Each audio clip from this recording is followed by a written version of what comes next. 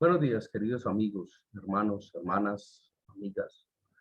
En este día, nuestra reflexión va orientada desde la palabra de Dios a responder a una pregunta que podríamos determinar que es incómoda. Y es, ¿Dios es un Dios milagroso o Dios es un Dios milagrero? Allí, en esta pregunta, hay tanto de largo como de ancho frente a lo que nos podríamos encontrar.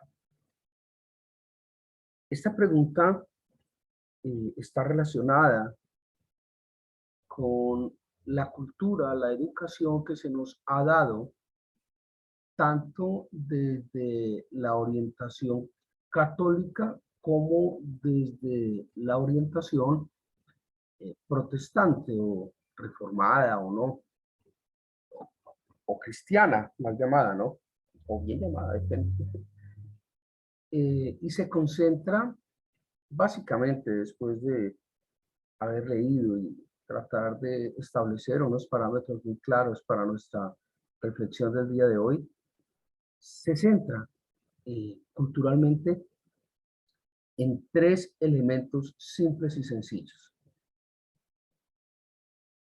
Esos tres elementos son salud, dinero y amor.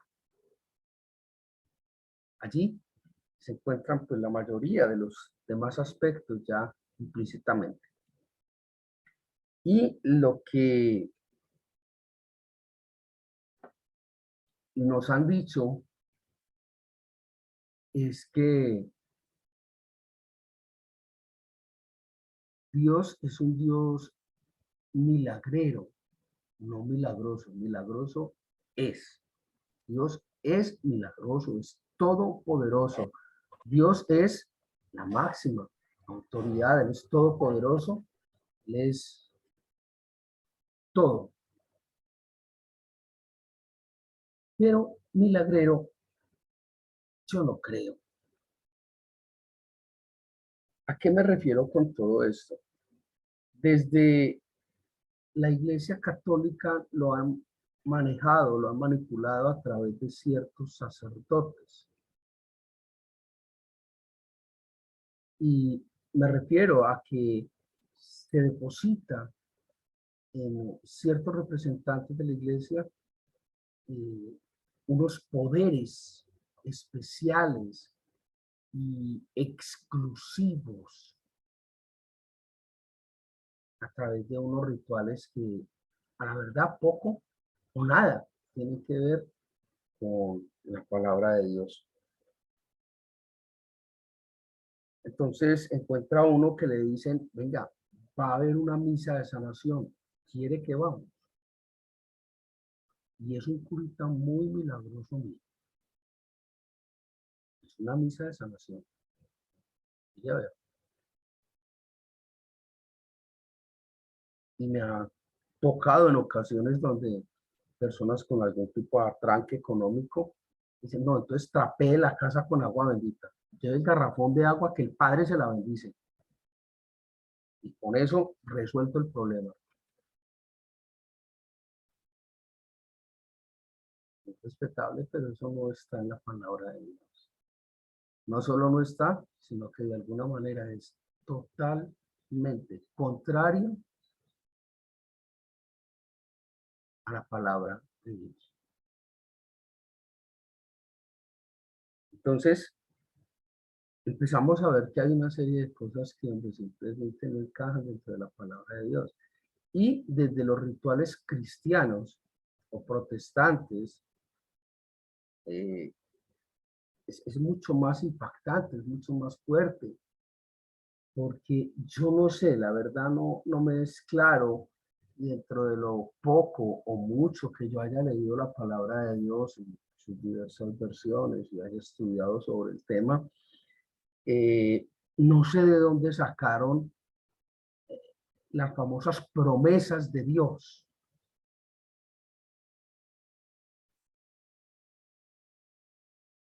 y son felices. Reclame la promesa de Dios. Dios dijo.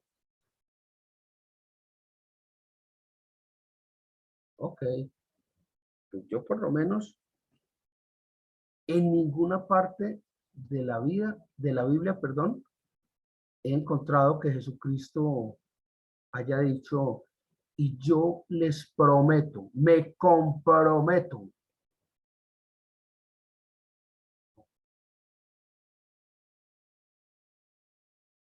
Eso no está en la Biblia, por lo menos dentro de mis limitados estudios.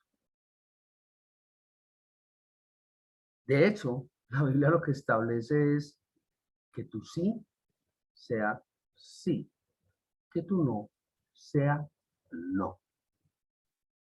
Lo que esté más allá de eso, de las tinieblas, proviene. Ah, ya entendí. Con razón no aparece, yo prometo. Que tú sí sea sí, no sea no, y listo. Ya, no le dé vueltas al tema. Yo no sé de dónde sacaron algunas denominaciones o algunos grupos ese cuento pues de las promesas. Ahí hay una promesa, reclámela.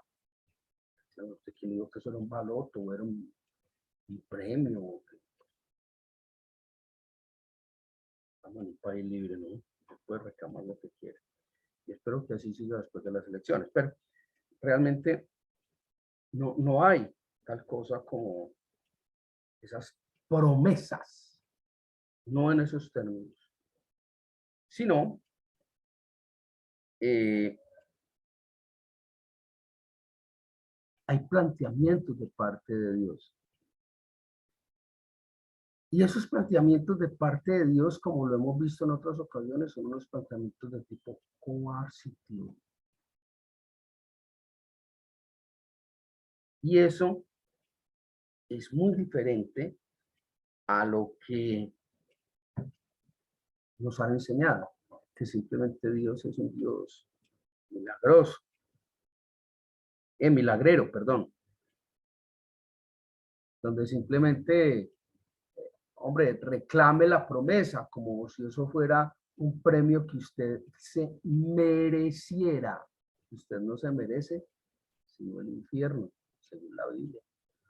Y por eso fue que vino Jesucristo. Lo que usted se merece es la muerte, el infierno, el castigo, pero Jesucristo resolvió el problema.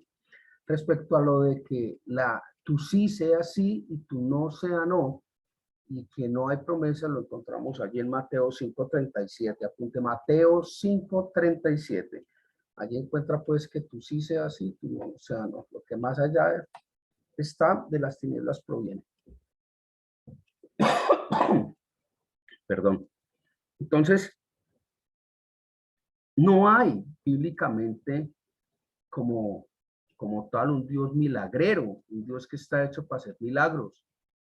Yo personalmente pienso que los milagros son un evento incidental. Incidental. Ah, pero es que eso le da la gloria a Dios. Sí, claro, por supuesto. Claro que le da la gloria a Dios. ¿De dónde viene el poder sino de él? Ahora bien, ¿dónde podemos encontrar una no quiero llamarlo promesa, ¿dónde encontramos un compromiso de parte de Jesús para con la humanidad o para con los seguidores, los creyentes? Hay una cita que está en el Evangelio de Juan, donde Jesucristo no dice, yo les prometo que, de una manera muy amorosa y muy sutil, Jesucristo lo que le dice a los apóstoles es, les conviene que yo me vaya, les conviene. Porque si me voy, entonces, he ahí el punto coercitivo. Si usted hace esto, entonces va a pasar aquello. Si usted no hace esto, entonces no va a pasar aquello. Nunca lo mal llamado misas de sanación y cosas de esas y y promesas en la iglesia cristiana, nunca están solas. El problema es que por cualquier razón, no sé cómo llamarlo, por conveniencia, por fanatismo, por idolatría, por dinero, no lo sé, realmente no me interesa por ahora, solo le dan a uno esa parte. Es decir, le dicen reclame la promesa, como si eso fuera un premio. Mire, lea la promesa, ahí hay una promesa, mire, mire. ¿Y el resto? ¿Y el resto? ¿Cuál resto? Pues los compromisos. Dios te da, sí y solo si tú, tal cosa. Y es allí donde nos vamos a concentrar el día de hoy. Esa cita donde Jesucristo dice les conviene, está en el Evangelio de Juan, capítulo 16, versículo 7. Juan 16, 7. Juan 16, 7. Mateo, Marcos, Lucas, Juan. Juan 16, 7. Y es referente a la venida del Espíritu Santo. Pero en ninguna parte dice, yo les prometo que voy a enviar al experimentico. Eso lo deja a discreción del Padre. Veamos. Juan 16, aquí estamos en el 16, vamos al versículo 7.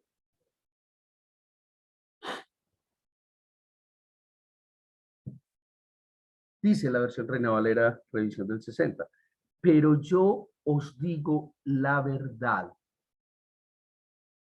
Os conviene que yo me vaya, porque si no me fuera, el Consolador no vendría a vosotros, mas si me fuere, os lo enviaré.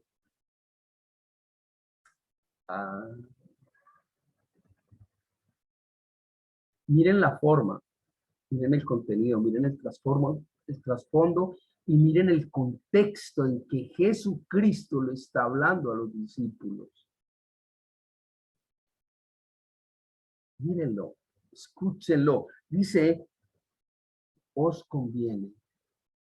No les está diciendo, yo les prometo que el Espíritu Santo va a venir como sea, se los mando. No, no, no. Ah, pero Él es Dios y lo podía mandar si quería o no. Sí, pero lo que dice la Biblia no es que Él lo iba a mandar por A o por B. O sea, tranquilo, relajado, eso le va a llegar al Espíritu Santo como sea. Ahí no dice eso. Pues me perdonarán algunos creyentes, o algunos extremistas, o algunos fanáticos católicos o protestantes, pero ahí no dice eso. Y el contexto es muy claro. No estoy cogiendo un pedacito para una justificación. ¿Sí? Estamos hablando de la obra del Espíritu Santo. No me canso y vuelvo y la repito. Os conviene que yo me vaya. Porque si no me fuera, el Consolador no vendría a vosotros. Si no me voy, no viene. Pero, más si me fuere, os lo enviaré. Ah, ah. Me estoy haciendo entender con el concepto de Dios milagrero y el Dios milagroso.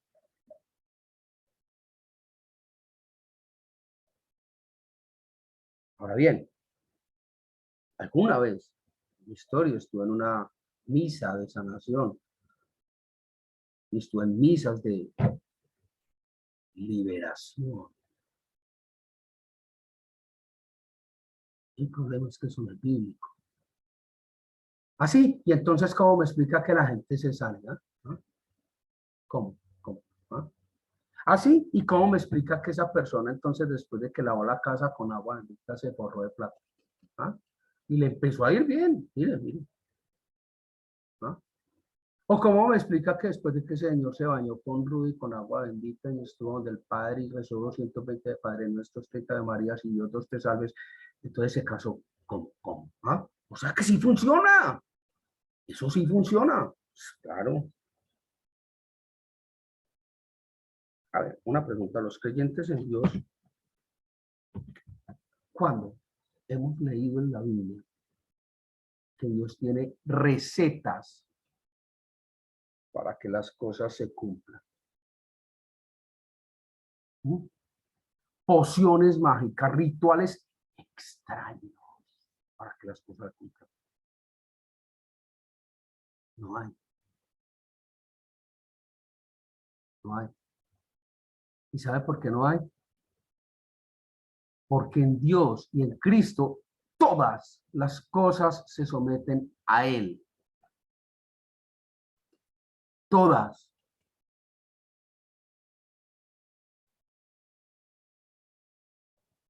No hay que hacer rituales extraños, ni el poder es una cosa exclusiva de algunas personas. ¿Qué funciona? Claro, las tinieblas tienen poder. ¡Ay! ¿De dónde sacó eso? Ah, no. Si no tienen poder, entonces, ¿por qué? Para ser consistente con la Iglesia Católica, ¿de dónde salen los exorcismos? ¿Cómo poseen a otra persona? Pues tema que tampoco está en la Biblia, ¿no?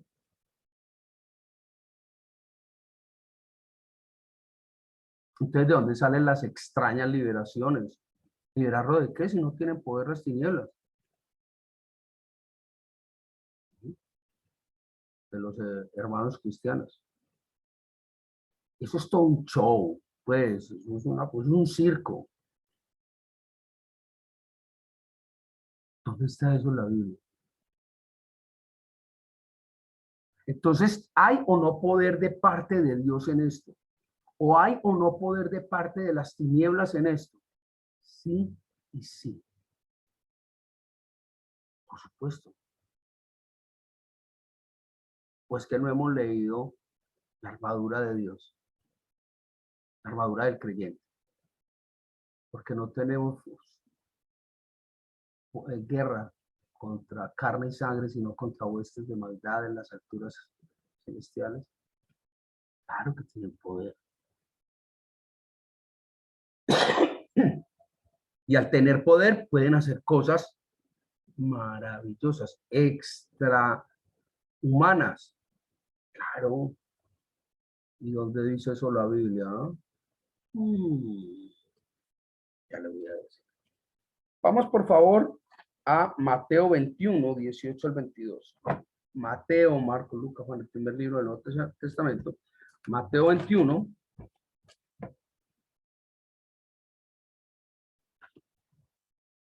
Vamos a Mateo 21. Y en Mateo 21 vamos al versículo 18 y al 22. ¿Qué dice Mateo 21, 18 al 22?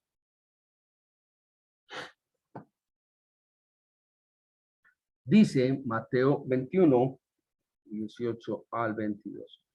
Es el evento de la higuera. Enseguida vamos a ver cómo todo esto se ensambla en un solo proceso. Por la mañana, volviendo a la ciudad, tuvo hambre. ¿Quién? Jesucristo. Y viendo una higuera cerca del camino, vino a ella y no halló nada en ella, sino las hojas solamente. Y le dijo, nunca más nazca de ti fruto. Y luego se secó la higuera. Viendo esto, los discípulos decían, maravillados, ¿cómo es que se secó enseguida la higuera? Respondiendo, Jesús les dijo, de cierto os digo que si tuvierais fe y no dudarais, no solo haréis esto de la higuera, sino que si a este monte dijereis, quítate y échate en el mar, será hecho. Y todo lo que pidiereis en oración, creyendo, lo recibiréis.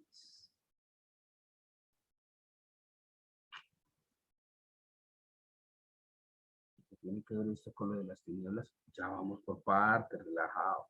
Aquí se nos da una primera clave. Y esa primera clave es que todo lo que usted pida en fe y en oración le será otorgado. Surge una pregunta. Ah, entonces yo puedo pedir cosas malas. Ahí dice, todo lo que pidierais en oración creyéndolo, lo recibiréis. Ahí dice. Entonces, ¿puedo pedir cosas malas o no? Ah, vamos por partes. Tenga esta anotación de que todo lo que pida en fe y oración le será otorgado. Póngalo por aquí a un ladito, y ya le vamos a echar mano. Ya le vamos a echar mano a eso. Antes de echarle mano a eso, vamos a Lucas 12:47. Mateo, Marcos, Lucas 12:47. Lucas 12:47 dice lo siguiente, versión Reina Valera 1960. 12:47 dice: aquel siervo que conociendo la voluntad de su Señor no se preparó, no hizo conforme a su voluntad a la de el Señor, recibirá muchos azotes. Ahora sí que es más loco. Que tiene que ver esto con lo de la higuera y con lo del poder de ¿qué pasó? Simple. Recuerda que ahora hablamos que había que pedir con fe y creyéndolo, y todo lo que pidiera en fe y creyéndolo se va a cumplir. Eso está por aquí. Vamos a coger este otro elemento que dice conforme a la voluntad del Señor. Esto es de la parábola del siervo infiel. Ya vamos a juntar todo, y no es que coja todo como hacen algunos católicos romanistas que cogen un pedacito de la Biblia de aquí, otro aquí, otro aquí, otro aquí, y arman una oración. Muy respetable. Pero no, no es eso lo que vamos a hacer. Estamos tomando elementos, que es diferente. Listo, entonces aparece un segundo elemento que es, hay que tener definitivamente clara la voluntad de Dios. Clara la voluntad de Dios. Hay que conocer la voluntad del Señor. Listo. Vamos por favor a Juan 14:13. Evangelio según San Juan, capítulo 14, versículo 13. ¿Cuál dice? Y todo lo que pidierais al Padre en mi nombre, está hablando Jesucristo, lo haré para que el Padre sea glorificado en el Hijo. Si algo pidieres en mi nombre, yo lo haré. Aquí surge un elemento mucho más fuerte, mucho más contundente.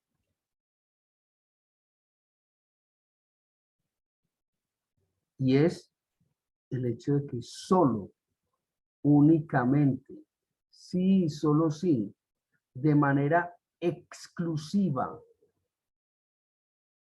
puedo pedir en nombre de Jesucristo, que fue quien dio su vida por mí y me limpió del pecado.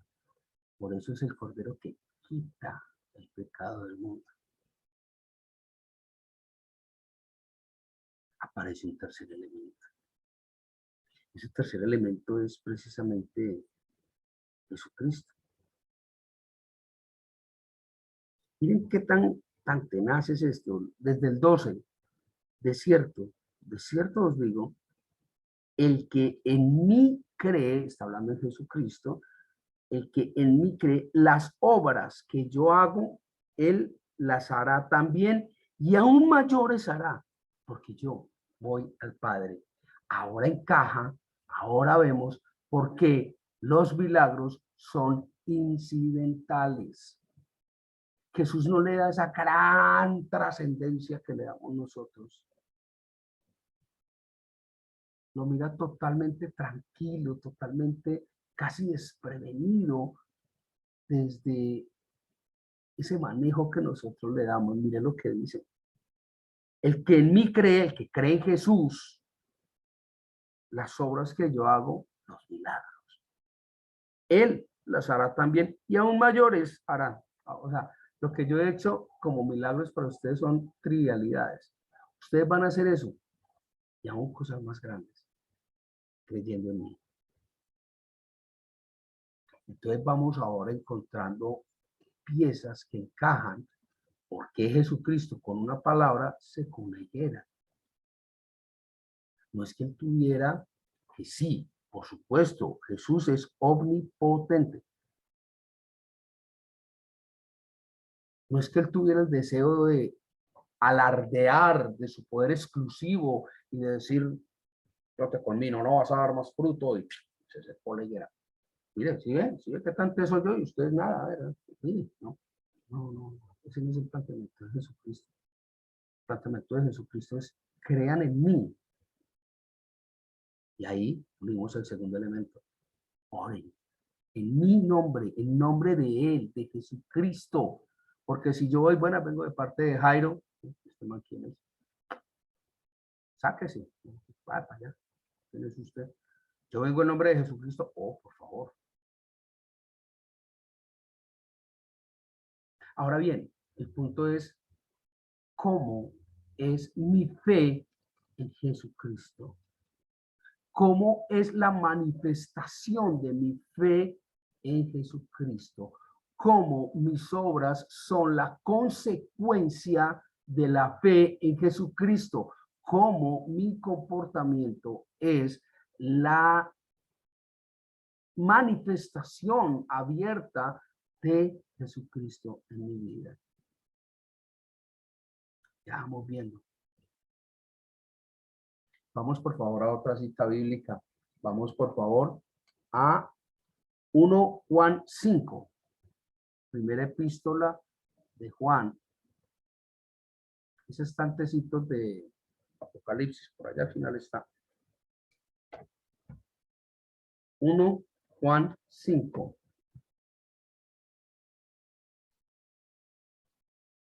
Estamos en la versión Reina Valera. Y vamos a leer del 13 al 21. 1 Juan 5, del 13 al 21. Y aquí vamos a ver qué es lo que pasa. ¿Por qué las tinieblas también tienen poder y también hacen que sucedan cosas? Ya vamos a entender muchas cosas que ocurren y que no están en la Biblia. Luego, no provienen de Dios. Dice, estas cosas os he escrito a vosotros para que creéis, perdón, reitero, rectifico. Estas cosas os he escrito a vosotros que creéis en el Hijo de Dios, Jesucristo, para que sepáis que tenéis vida eterna y para que creáis en el nombre del Hijo de Dios.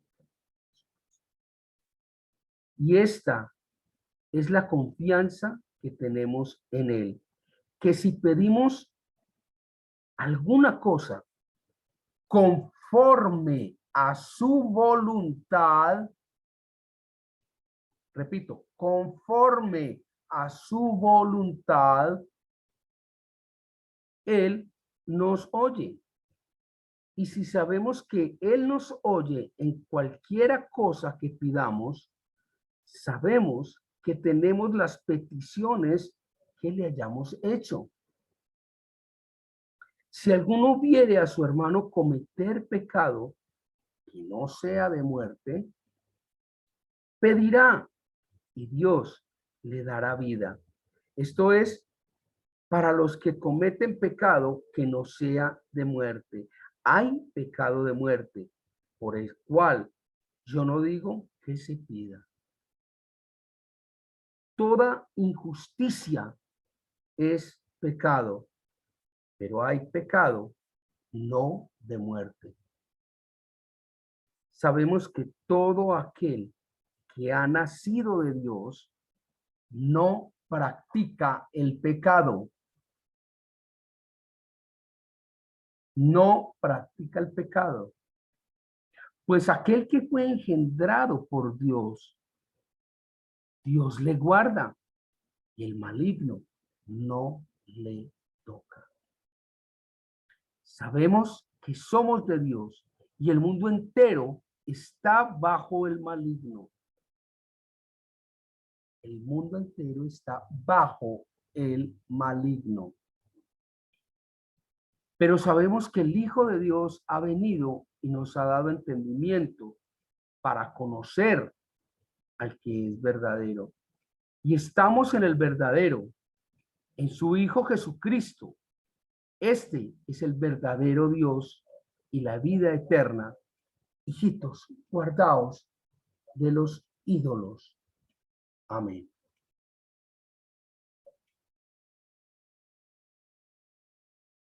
Qué tremendo. Qué tremendísimo. Creo que el planteamiento es totalmente claro. Ahora bien, si me permiten, hay un versículo que es mucho, mucho más contundente. Permítanme que se los voy a buscar. Ciertamente no me sé la totalidad de la Biblia, eh,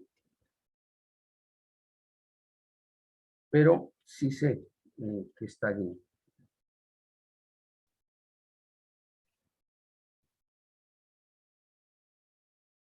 Vamos por favor a buscar 2 Corintios 11:14. 2 Corintios 11:14. 2 Corintios 11:14, el cual dice en esta versión Reina Valera, dice,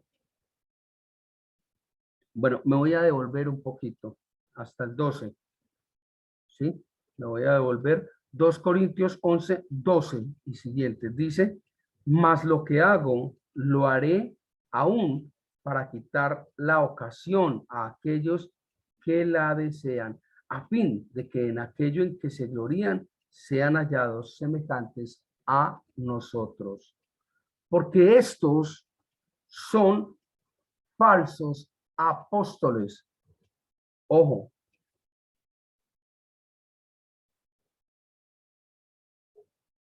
son falsos apóstoles, obreros fraudulentos que se disfrazan como apóstoles de Cristo. Y no es maravilla, porque el mismo Satanás se disfraza como ángel de luz. Así que no es extraño si también sus ministros se disfrazan como ministros de justicia, cuyo fin será conforme a sus obras. Entonces, no todo el que hace milagros, sino muestra poderes sobrenaturales, viene de Dios. Lo hemos leído porque el mismo Satanás se disfraza de ángel de luz.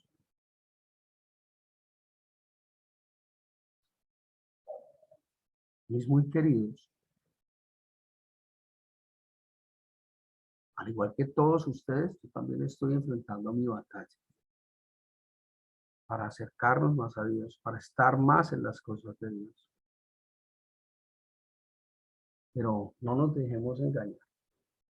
No permitamos que el desespero momentáneo tome control de nuestras vidas. Y recordemos que la salud, el dinero y el amor que es por lo que la mayoría de las personas piden, solo Dios tiene el poder de transformar, de cumplir, y que es conforme a su santa voluntad, no conforme a la nuestra. Es Él quien decide si sí o si no. Porque así como Pablo escribió casi todo el Nuevo Testamento, le pidió: quita de mí este aguijón, perdón, la respuesta de Dios fue muy clara: no te voy a quitar nada, eso se va a quedar ahí hasta que te mueras. Bástate mi gracia.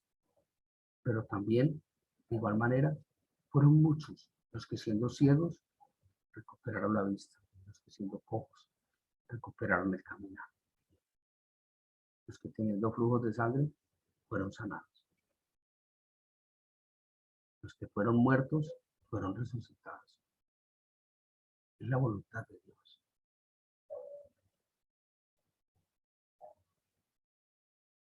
Aprendamos a conocer la voluntad de Dios. Una vez más les repito, la voluntad de Dios solo es posible conocerla si y solo si entendemos su palabra. Pues, mis queridos, que el Señor les guarde, el Señor les ministre, que tengan un excelente día, que el Señor los bendiga, que tenga misericordia de todos nosotros.